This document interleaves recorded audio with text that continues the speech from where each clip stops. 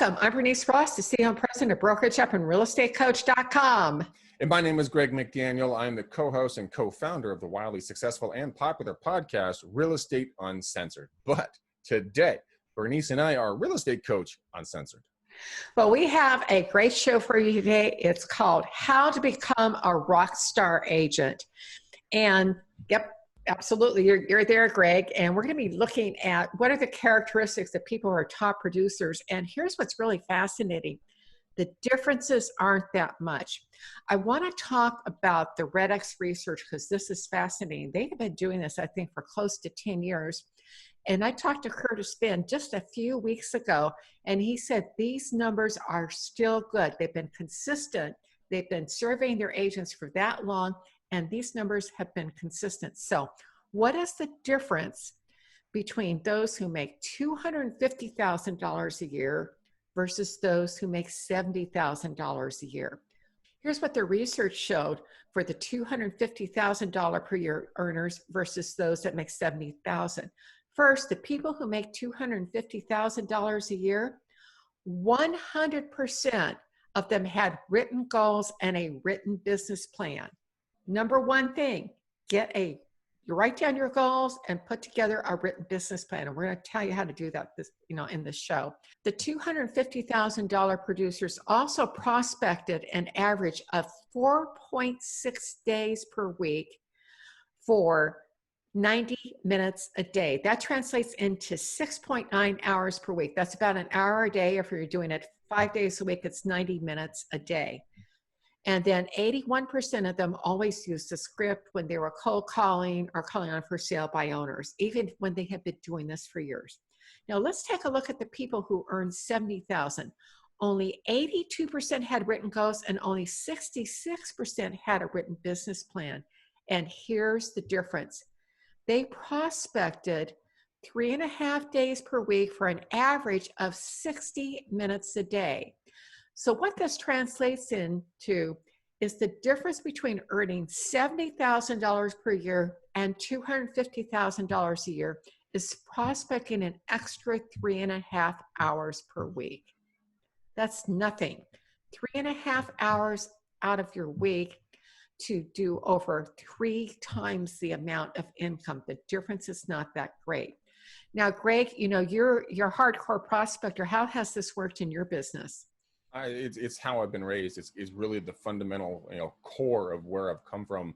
When I started in real estate 21 plus years ago at this point, I was remanded to door knocking, and that was 5 days a week, 8 hours a day, did about 100 doors a day.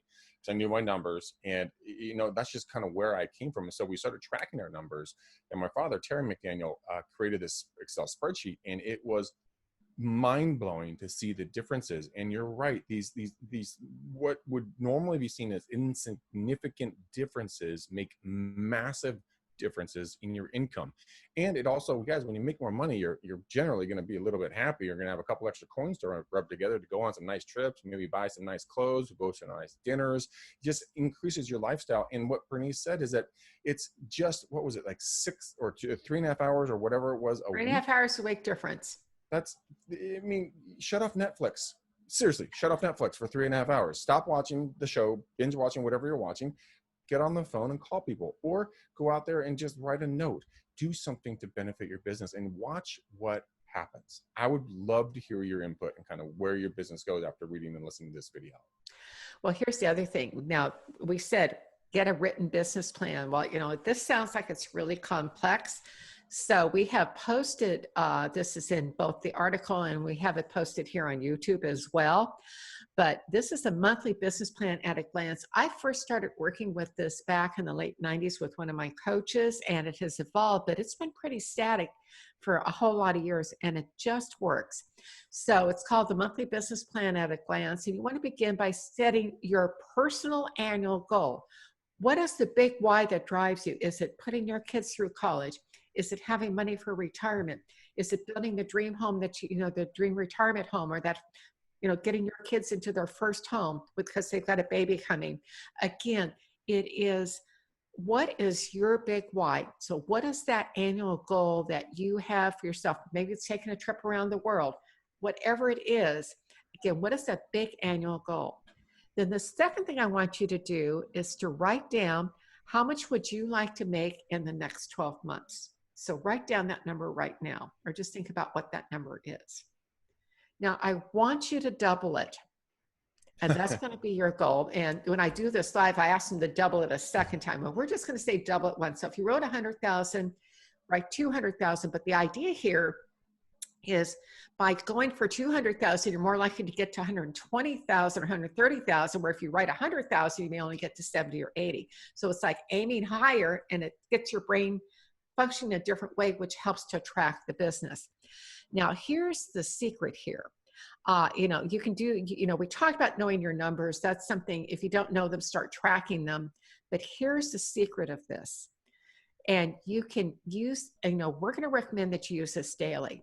So what you're going to do each day is you are going to write down the 3 most important personal goals or the activities that you need to do today that will help you engage in activities that support your health, well-being, your connection to your family, your friends, the activities that support your faith, your service. What are the 3 things you must do today personally? And notice that has, it's at the top of the list. And the reason is schedule these, and you only cancel them if you would have canceled a listing appointment under the same circumstances. And then your top 3 business priorities for the day. I think, I would have, 5 days a week, 90 minutes of prospecting. I have a friend in Southern California, she uses this, and she says, yeah, her number 1 thing on her list is buy or sell a house today. There's list or sell a house. Greg, what's on your list? On a daily basis, personally, there's like, one is my health. I really want to stay in good, healthy fitness. So I'll get up and go for I got up this morning, I did a small run of 2.5 miles, but generally it's 4+ miles with 200+ push-ups and some ab work and some other stuff like that. So I want to keep my mind and my spirit, my mind and my body as clean as, as clear as possible. Also, there's another company that I'm working with, and so what we're trying to do is we're working on sending out mass text messages, of course, following the DNC rules and other some technology stuff that I'm playing with. But it's just consistently pushing the boundaries a little bit and doing something that's a little bit bigger, a little bit different. And the gentleman I work with, his name is Jake. He loves to say, let's just start today. Let's go right now. And you know what? I'm amazed by that attitude, because I thought I had it, but when you get your butt kicked by someone else who really has it, it shows you a whole new level of where you can be professionally. So one, health, I'm always reading or listening. I'm dyslexic, so I listen to podcasts and listen to books, but always listening to something educational, always trying to get better physically, always trying to do something differently in business, always trying to look for the gaps. My grandfather back in the day, we would go hunting and I would say, Grandpa, how are you going to see the animal? He's like, look for what doesn't belong. And so I always try to find what doesn't belong and then fill in that gap. And like, oh, okay, everybody's doing this, but I'm going to go do that. And that's where we get a lot of the creative stuff that we come up with and we talk to you guys about. So long answer to a short question, my apologies, but there's just so much to unpack there. But yeah, I do those items on a daily basis. Well, you just raised 2 of the other characteristics of top producers. They tend to be contrarians. They do things that other people aren't willing to do.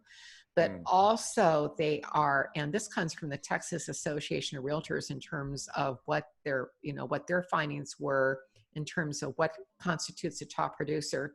They have a continuous learning mindset, which is what Greg just described. Secondly, they have adequate financial reserves, especially for people who are newer in the business. This is what can kill you if you run a brokerage.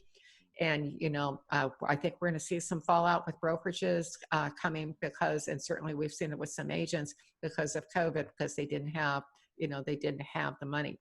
They are also emotionally resilient. And Greg, I loved your description of being emotionally resilient. Well, it's true. I mean, like we talked about, it's like a boxer. I mean, everybody gets knocked down in life, right? And then once you get knocked down, you have 2 choices here. Either you can stay down or you can get back up. It's literally that simple. And look, a lot of the times it's really going to suck on some of the knockdowns. And I've seen personally people in my life get knocked down, they stay down. But it's not that. You slowly get back up. Like, Rocky Balboa, he always got up really slowly. And I heard a story about him and how that movie transformed a Navy SEAL's life, and how that Navy SEAL now, pushes through the hardest times because he wanted to be Rocky Balboa. So I challenge you guys, go out there, be the Rocky of your life.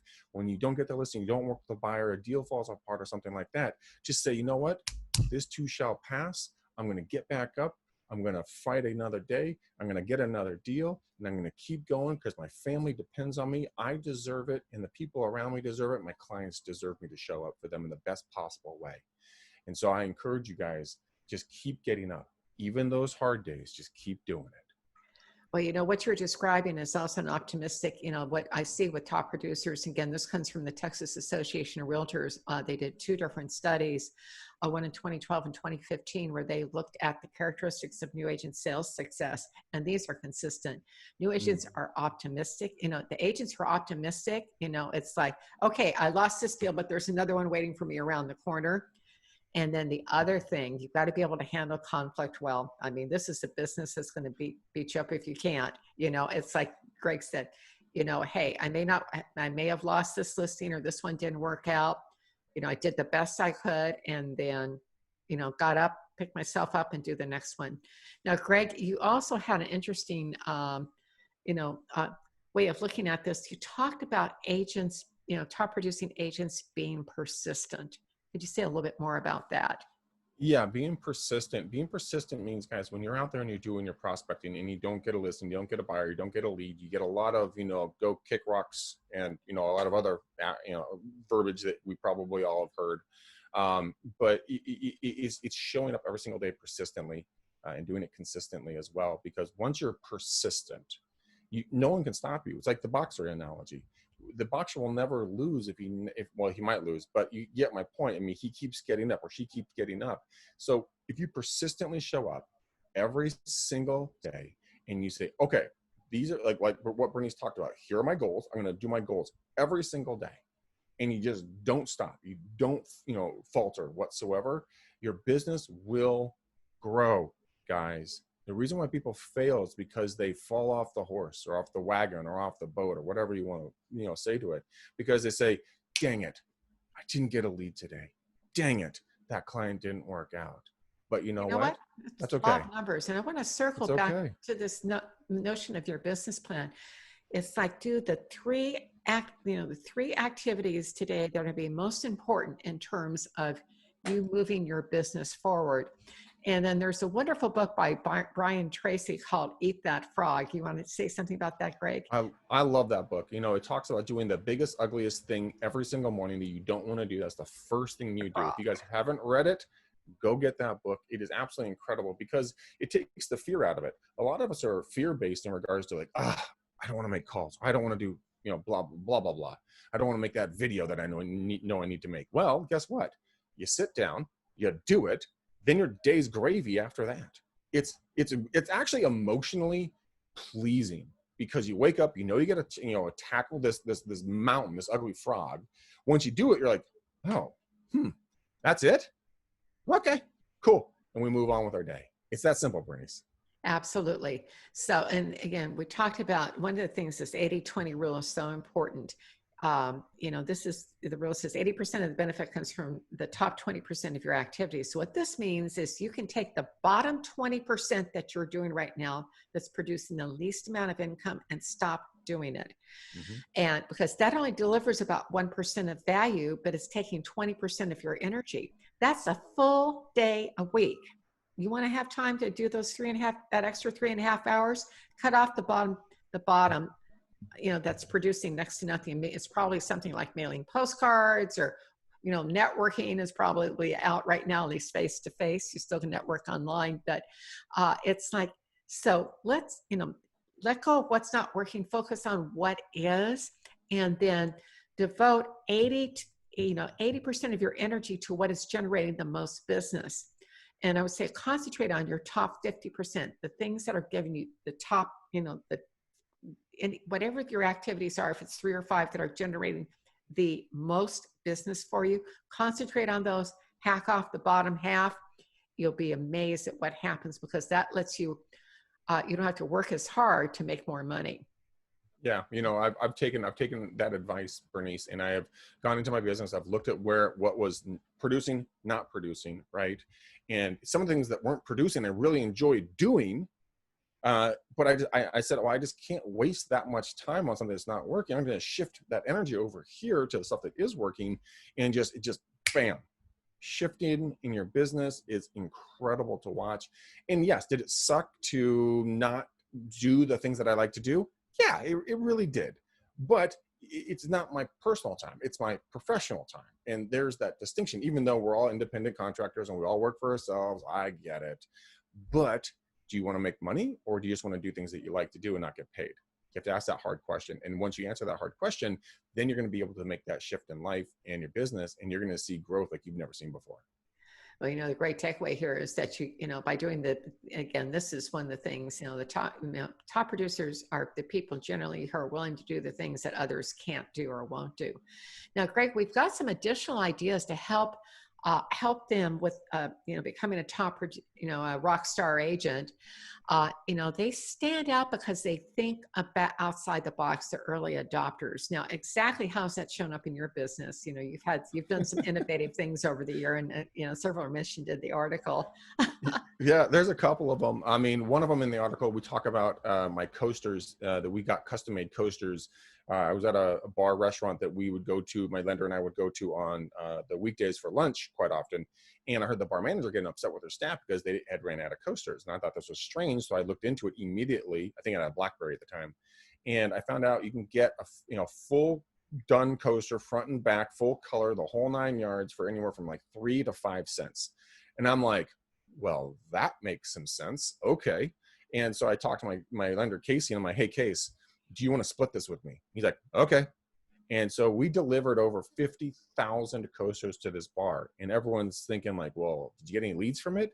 And not only did we get leads, our visibility was through the roof. People would send funny memes of my coasters, like right on my face and stuff like that. But they did it in fun, love, and joy. And then one of the things is that we got a call one day from a gentleman and goes, hey, I want you to come list my house. And my team manager, Eileen, was like, sure, how'd you hear about us? And his response was, I've been putting my beer on your face for the last 6 months. And so that really kind of got us laughing, to the fact that, like, my team thought I was nuts when I came up with this idea, but they went along with it, and it put money in our pocket. Some of the other stuff that we did is that everyone stinking laughed at me when I did this. I didn't care. I love the idea. But I got one of those Zion XBs, and I go look those up. It's a little boxy looking little truck thing. And I wrapped it. This is years ago, before anybody was doing this. And people in my office physically laughed at me. Had our faces all over the sides and American flag on the roof. And it was bright red. I mean, you couldn't miss this thing. And everyone, when they saw it, they giggled at me. But you know what? For years, I drove that thing around. And then years afterwards, people always would say, hey, man, I thought I saw the Zion driving down the street. I'm like, I haven't had that thing for like 3 years. And we had two 14-foot moving trucks with our faces on it that were like huge. Funny story, we actually had to get special paint done for our teeth, because high school kids kept filling in them with black paint, we had thought that was hilarious. But it's just those crazy ideas. And when they told us that we got the moving trucks, that other agents would borrow them for moving, I'm like, you are out of your gourd. And you know what? They did. And so I'm like, fantastic. You guys drive our trucks around, no problem at all. But what I'm saying, I love it. Somebody else is marketing your business because they had your truck. it was amazing. That is surprising. And it happened more than you can ever imagine. And those of you who are listening to my voice right now are probably going, this guy's out of his mind. Try it. Okay. It's incredible. Make sure you have a place to park it, though. But what I'm saying is that when it comes to marketing, especially right now in COVID, and any other time in the world, strive to be different. Strive to do things someone else isn't doing. Back to the reference of my grandfather. Look for what doesn't belong or what's not there, and then fill that gap. Because once you have a crazy idea, probably no one else has done it. And guess what? People are going to remember it. So embrace your crazy ideas within reason. Don't be crazy. Don't go overboard with that, guys. Make sure everyone's healthy and safe. But go out and do something different. Stand out from the crowd. If it doesn't work, okay, it didn't work. But I guarantee you they will work from, most of the time. All of my crazy ideas, including the ones I'm working on right now, have every single one of them have paid out in dividends. So rock and roll. Now, Greg, one of the things that you also talked about is creating memorable experiences. And I found your suggestion about how you use time to be particularly interesting because nobody does this. Would you elaborate exactly, how you talk about your client's time with them when you're on an appointment? Yeah, here's a couple of things. When I get into their property, before I step into their house, I say, hey, thank you so much for having me here. I really appreciate you having us having this opportunity. Can I come in? I ask permission to come into their home first off, because it's their house, their safe place, their palace, their castle, right? Once I get permission to come in, I take one step in and I immediately start taking off my shoes. And I say, should I take my shoes off? I'm asking permission because, again, it's their area. And then once I sit down with them and we're going over our material, I lay it all out, and I say, Bernice, you know what? I want to be respectful of your time. How much time do we have today that's going to be suitable for you? And then they give me the time frame. Oh, we have 45 minutes. Fantastic. Okay, guys, it is 12 noon. At 12:45, I'll be out that door. Once it goes to 12:30, I'm like, okay, we have 15 minutes left. I'm just giving you guys a time update. 10 minutes, 5 minutes. Okay, guys, we got 3 more minutes. Is there anything else we should cover today that would be best suited for you and your family? What else can we cover that you want to hear about? Once it is 12:45, I'm like, all right, guys, we are up at 12:45. I appreciate your time. How should we follow up? What's my next step in regards to speaking with you, or how would you like to proceed? But I get moving. If they give me permission to stick around longer because they saw more value, then great, they'll do that. But you give them the ability to control the conversation in the meeting, in their minds at least. But you've actually taken control because you've asked for the time frame, so you know how to operate. And you've also asked what they want to talk about, so you don't sit there and blabber on about your marketing when all they want to hear about is your pricing. You see the difference? It's just ask questions, be respectful, know your time frame, understand what they want to hear and see. You will stand out more than anyone else. Now, the other thing that, you and I both recommend is, you call it becoming a human. And this is just really, sending them, an anniversary card when their house closes, or calling them and, tracking us, sending them the cards for birthdays, wedding anniversaries, just a phone call. Greg, you had a funny story about one of your friends and how he did this. What did he do? Well, it's actually quite funny. He's been in business for quite a long time. A lot of you guys know him, but we're not going to say his name here. But he's been so successful. What he would do is that one of his 3 personal assistants would come in every day, and they would just give him a sheet of all the past clients that had anniversaries that day of their buying or selling. And so he would take an hour or so a day, and he would just call them and say, "Hey, Bernice, it's Greg. It's been another year. How are you? How's the house? How's your spouse? Yada, yada." And the reason why he says it's been another year is because he legitimately forgot how many years they've been in the house, because he's done so many transactions with them. But it's just taking that moment to just say, hi, guys, we went around the sun. Can you believe it? And we're back to the same spot. How's life? How's the house? What's going on with this and that?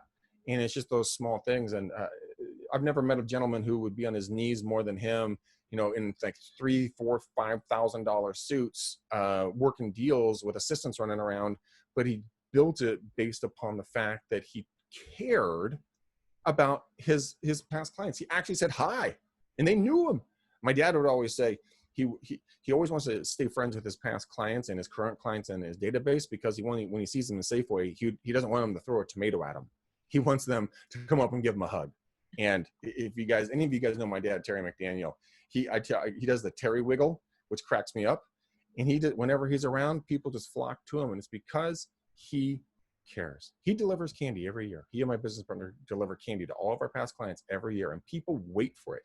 They literally will call us if we haven't gotten to them yet, because the candy's coming. Don't get me wrong. They're little See's candy boxes, about $6, doesn't cost a lot, and they would say like, did we get kicked off the list?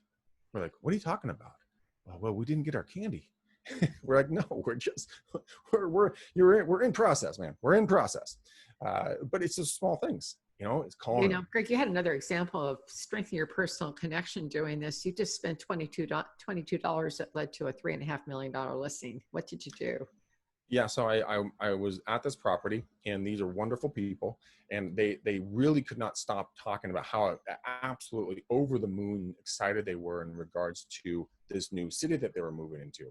And I got this idea from my buddy Derek, and what he said is that, you know, a new agent, a medium agent, and a top agent, the new agent will generally beat, 9 times out of 10, generally beat the top agent if they do something this small. And I said, Derek, what's the secret to life? And he said this: go and listen to them and then bring them a small present. And so I did that. What I did is I went on to Amazon, and I heard that they love this city. So I went in and I went, okay, that city, right? Pulled up the history of the city, got it delivered to me, brought it to them. And I said, before we get started, guys, I just want to let you know, I heard the joy in your voice and how excited you were and passionate you were about, you know, talking about where you're moving. This jumped out at me on Amazon, because I was researching the city, and this came up, and I just wanted to give this to you guys and let you guys have fun with it. No joke. This is their reaction. That is so nice. Then 3 times later, that's so nice. That's so incredible. I love these books. This is a great read. They referenced that book the entire time, and it cost me $22, and it was something that was important to them, not to me. And I'll bet you the other agents that were going on for that listing appointment, I guarantee you they didn't do that. So take that away. Absolutely. Absolutely. And that's again about standing out from the competition. By the way, in the luxury market, one of the things that you need to know, you get into the ultra high end and you start looking at $3.5 million listings. Those people oftentimes are collectors. So Yep. they'll, you know, they've got, you know, they'll have some odd habit. You know, you walk through their house, you see they've got, you know, a whole bunch of something, you know, ask about it. And then if you can find a book or something that adds to what they know, or, you know, something along those lines, that's great. So to wrap up for today, you know, the bottom line in terms of being a top producer is consistent lead generation.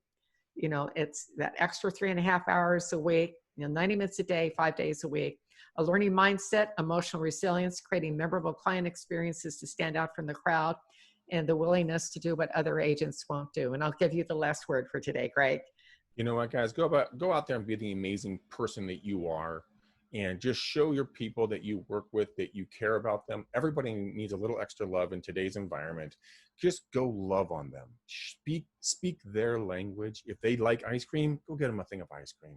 If they like books, go get them a book. If they like puzzles, go get them a puzzle, and hand deliver them these items, and just say, you know what, Bernice, you were on my mind. Last time we talked, this is what you told me, and I was in the store and I found this, and I was compelled to bring it to you and just see how life is.